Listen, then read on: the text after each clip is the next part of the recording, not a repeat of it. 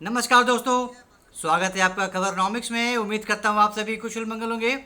अगर आप इस चैनल पर पहली बार आ रहे हैं तो इसे सब्सक्राइब करिए और वीडियो पसंद है तो लाइक का बटन भी ज़रूर दबाइएगा। डोनाल्ड ट्रंप ने तबाही मचा रखी है दुनिया भर में। ये हम सब देखते हैं, हर रोज़ कोई ना कोई एक नई खबर आई जाती है कि डोनाल्ड ट्रंप ने इस देश के साथ ये कांड कर दिया, डोनाल्ड ट्रंप ने आज इस देश के साथ ये कांड कर दिया। कभी कनाडा को अपना 51st स्टेट बनाने की घोषणा करते हैं, तो कभी चीन के ऊपर 250% का टैरिफ ठोकने की बात करते हैं, तो कभी रूस को धमकी दे डालते हैं, तो कभी यूक्रेन को पुचकारने लगते हैं, कभी इंडिया पे लगते हैं धौंस दिखाने। कुछ भी, मतलब ये शख्स ऐसा है कि कभी भी कुछ भी कर सकता है। हाईली हाईली अनप्रडिक्टेबल गाय। लेकिन अब इसका एक खामियाजा ये भी है कि कोई अब इस पर भरोसा नहीं करता, इस आदमी पे। Nobody takes him seriously. तो बोलने का काम है, बोलो, बोलते रहो।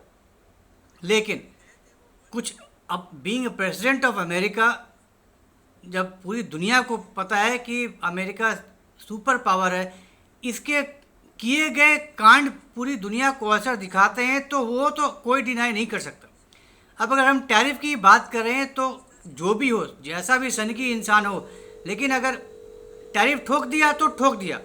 हर देश का अमेरिका के साथ व्यापार होता है, कोई कम करता है, कोई ज़्यादा करता है। तो जिसका व्यापार ज़्यादा होता है उस पर तो जाहिर सी बात है ज़्यादा असर पड़ेगा, एक्सपोर्ट्स पे बहुत बुरी तरह से असर पड़ेगा। अब चीन जैसा देश तो इतना हाईली एक्सपोर्ट ओरिएंटेड कंट्री है, इतना ज़्यादा, और अब इस टैरिफ की वजह से ही भारत को कितना फ़ायदा हुआ, तो किसी का लॉस, किसी का नुकसान। तो अब टैरिफ तो ठोक दिया। अब अमेरिका में जितने भी सामान आएंगे उन पर्टिकुलर कंट्री से, वो बहुत ज़्यादा महंगे होंगे। बहुत ज़्यादा महंगे होंगे तो उनकी बिक्री नहीं होगी, उनकी बिक्री नहीं होगी तो जो एक्सपोर्टिंग कंट्री है उसको घाटा होगा, नुकसान होगा। सैकड़ों अरबों डॉलर का नुकसान होगा, जो कि बहुत बड़ी बात है। अब चीन जैसा, आप रिच ही कह लीजिए, काफ़ी पैसे हैं चीन के पास, तो चीन तो कुछ इधर उधर तिकड़म लगा के सर्वाइव कर लेगा। लेकिन जो छोटे देश हैं, जिनके पास पैसे नहीं हैं, जो थर्ड वर्ल्ड कंट्रीज़ हैं, उनका एक्सपोर्ट अगर अमेरिका में बहुत बड़े अमाउंट पर होता है, या यूँ कह लीजिए उनके एक्सपोर्ट का एक बहुत बड़ा हिस्सा अगर अमेरिका में जा रहा है और अमेरिका उस पर मोटा बड़ा टैरिफ ठोक दे, फिर तो उस देश की हालत ख़राब होनी ही होनी है, बिल्कुल ही दम निकल जाएगा। ऐसा ही कुछ हो रहा है बांग्लादेश के साथ। अब बांग्लादेश की हालत तो वैसे ही ख़राब हो रखी है इंडिया से पंगे लेने के बाद। उसकी टेक्सटाइल इंडस्ट्री जो उसका बैकबोन है, आई मीन बांग्लादेश का 80% जो रेवेन्यू है, जो एक्सपोर्ट रेवेन्यू है, वो टेक्सटाइल इंडस्ट्री ही लेकर आता है। लाखों लोगों जो गरीबी से बाहर निकाले बांग्लादेश ने, वो इसी टेक्सटाइल इंडस्ट्री की बदौलत ही निकाले थे। तो अब उस टेक्सटाइल इंडस्ट्री की ये हालत हो गई है कि हज़ारों, सिर्फ हज़ार नहीं, हज़ारों की संख्या में कंपनियां, फैक्ट्रियां बंद हो गई हैं।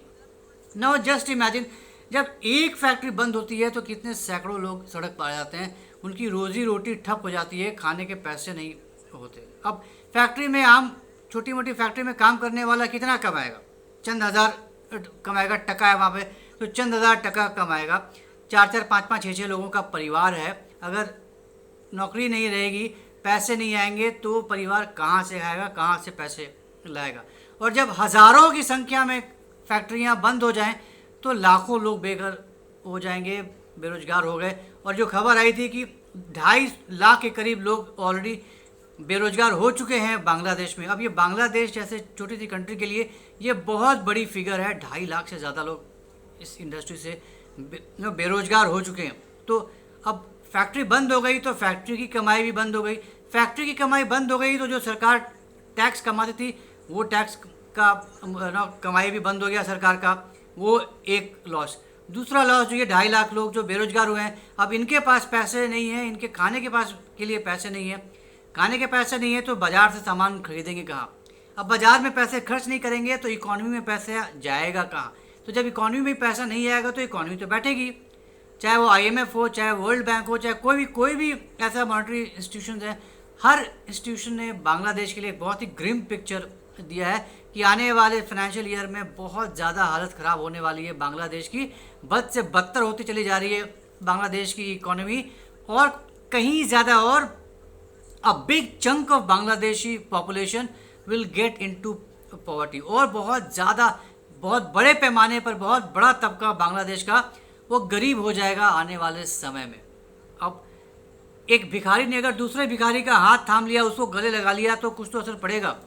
अब पाकिस्तान को गले लगाया है बांग्लादेश ने, तो पाकिस्तान तो वैसे ही इतना बड़ा भिखारी देश है, वैसे ही उसकी इकोनॉमी ठप हो रखी है। तो अगर आप एक भिखारी को गले लगाओगे तो भिखारियों वाली बीमारी तो आएगी ना, आप में आनी शुरू हो गई है। आप तो पाकिस्तान को गले लगाकर पाकिस्तान को बढ़ावा दे रहे हैं, पाकिस्तानी ऑफिशियल्स को बुला रहे हैं, विजिट्स हो रही हैं, आप जा रहे हैं, वो आ रहे हैं, उनके अफसरों को, उनके आर्मी वालों को आप लेकर जा रहे हैं ताकि भारत पर हम प्रेशर डालें, भारत के खिलाफ हम कोई मोर्चा खोलें, भारत की हम नस दबाएं। आप नस दबाने की कोशिश कर रहे हो और भारत आपकी सीधा गर्दन ही दबा रहा है, गर्दन दबोच रहा है। भारत ने भी कड़े कड़े स्टेप्स लिए हैं जिसकी वजह से टेक्सटाइल इंडस्ट्री की और बुरी हालत हो गई है, एक्सपोर्ट की लंका लग गई है। चीन से अगर मदद मांग भी रहा है बांग्लादेश, तो सब जानते हैं चीन किस तरीके से मदद करता है। आज मदद करेगा और कल गर्दन दबाएगा, हड़प लेगा तुम्हारा ज़मीन, हड़प लेगी तुम्हारी संपत्ति। तो यही है चीन का। लेकिन अब डेस्परेशन, मोहम्मद यूनुस है ही प्यादा डीप स्टेट का, तो डीप स्टेट ने जो कहा है वो वही कर रहा है बंदा, आज तक वही कर रहा है, जब तक रहेगा तब तक वही काम करेगा। तो गटर में जा रहा है और अब किस लेवल तक नीचे जाएगा इसका भी कुछ अता पता नहीं है, कोई ठिकाना नहीं है कहाँ तक जाएगा बांग्लादेश का। अब डोनाल्ड ट्रंप अभी जो देशों पर, अलग अलग देशों पर जो टैरिफ जो लेटेस्ट अभी ठोका है डोनाल्ड ट्रंप ने, बांग्लादेश के ऊपर 35% का टैरिफ ठोक दिया ना। जस्ट इमेजिन, एक तो वैसे ही करा रही है आपकी इंडस्ट्री, वैसे ही करा रहा है आपका टेक्सटाइल इंडस्ट्री, उस आपका मैक्सिमम जो एक्सपोर्ट होता है आपके गारमेंट्स का वो यूएस में ही होता है, बहुत बड़ा आपके रेवेन्यू का बहुत बड़ा हिस्सा अमेरिका से आता है, वैसे ही आपकी हालत ख़राब है। और इस पर से 35% का टैरिफ, अब इमेजिन करिए अब क्या हालत होगी। अब कौन खरीदेगा बांग्लादेशी सामान, अब जो इतना महंगा होकर जाएगा, जो भाई चीप लेबर था, इंडिया से भी कहीं ज़्यादा चीप लेबर है बांग्लादेश में, इसीलिए इंडिया से भी बड़ा एक्सपोर्टर रहा है, अब तक रहा था कह लीजिए, जब तक शेख हसीना थी।